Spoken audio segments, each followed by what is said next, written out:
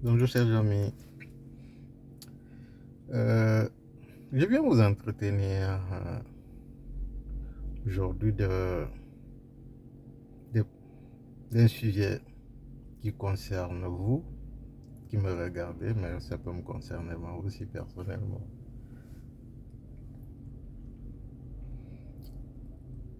C'est la calomnie. Elle a plusieurs formes. Vous pouvez, supposons que vous avez un différend avec un individu, un groupe d'individus, pour vous abattre, ils utilisent la calomnie pour vous nuire. On peut vous prêter des intentions malveillantes contre des personnes ou une communauté, même une communauté raciale. Même si le mot race, pour moi, c'est une invention d'individus haineux. Voilà, je ne veux pas m'attarder sur le sujet. Ces personnes-là, tout ce qui les intéresse, c'est comment vous anéantir. Et toutes les solutions sont bonnes. On va vous faire dire ce que vous n'avez jamais dit. On va faire croire aux gens que vous avez fait telle chose que vous n'avez jamais fait. Et on va vous prêter des intentions de faire telle chose dont vous ignorez complètement la teneur. Alors, face à de tels individus,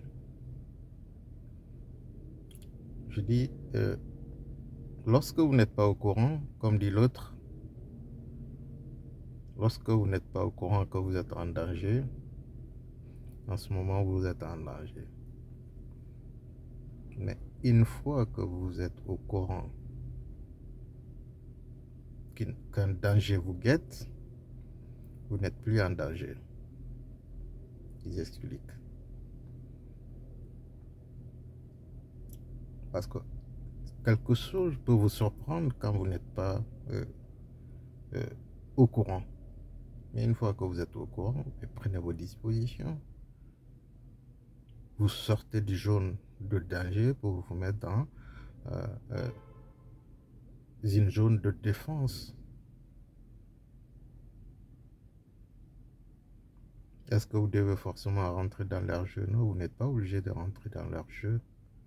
Mais vous êtes dans l'obligation de vous prémunir contre, n'est-ce pas, leurs nuisances. Vous n'avez pas d'obligation, enfin, je veux dire, la seule obligation que vous devez à vos semblables, c'est le respect. Vous n'êtes pas obligé d'être ami avec les gens. Vous n'êtes pas obligé de les aimer. Et réciproquement.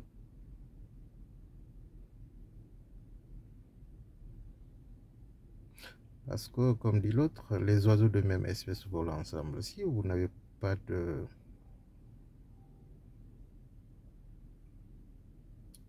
Une personne ne vous ressemble pas du point de vue euh, idéologique,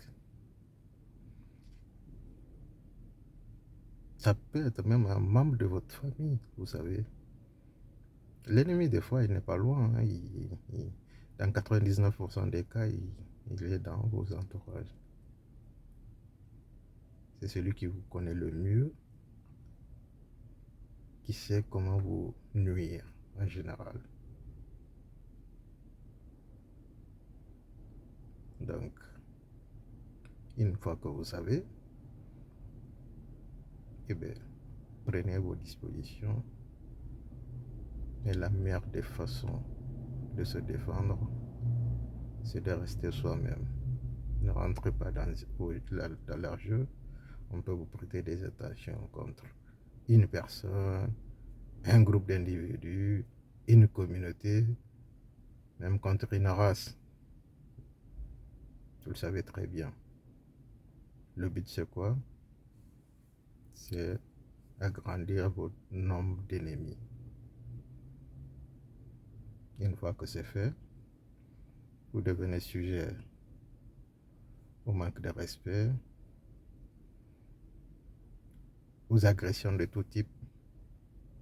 On va résumer ça en un mot, au harcèlement. Et ça, c'est condamné par la loi, partout dans le monde.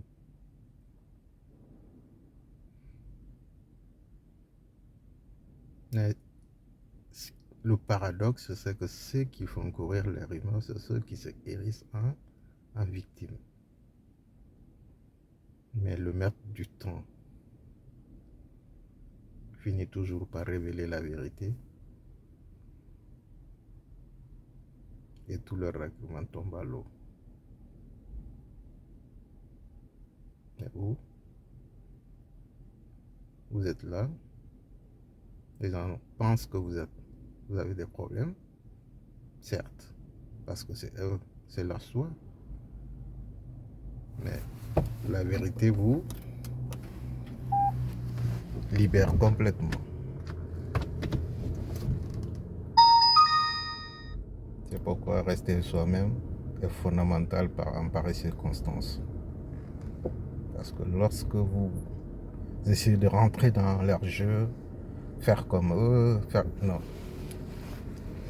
Vous perdez votre identité, votre personnalité. Et lorsque la vérité finira par triompher, elle sera à demi-teinte. Et ça, c'est pas satisfaisant. Restez honnête, restez soi-même. Bonne journée.